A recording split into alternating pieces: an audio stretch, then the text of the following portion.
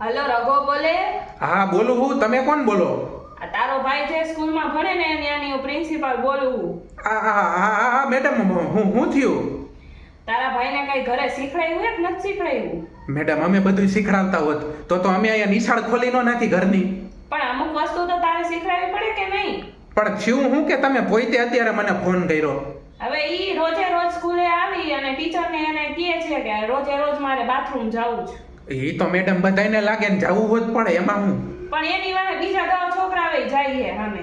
એ તો 10 છોકરાને લાગતું હોય તો 10 નહીં જવા દેવા પડે ને, કઈ એમાં ના થોડી પડાય છે. પણ એકવાર જવા દીધા એમાં વાહે અડધી કલાકે તોય પાછા નથી આવતા. તો એમાં હું શું કરું અડધી કલાકે ન આવે તો? અમે નીચે જોઈને જોયું ત્યાં ખબર પડી કે બધાય છોકરાઓને અંદર પૂરી દીધા ને પોતે બાય ઊભો દાંત કાઢે છે. કોને પૂરી દીધા? તારા ભાઈએ બધાય છોકરાઓને પૂરી દીધા. મારા ભાઈએ પૂરી દીધા? હા, અને પાછા એના બધાય હવે એની માયું બધી આવીને અહીંયા મને કમ્પ્લેન કરે છે રોજ ઉઠીને.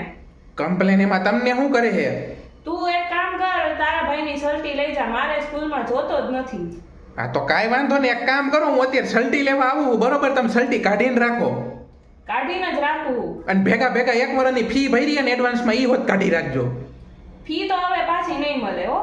તો પછી હું સલટી લેવાય નહીં આવું. સલટી લેવા તો આવી જ જોશે. તો પછી હું પૈસા લેવાય ભેગો આવીશ.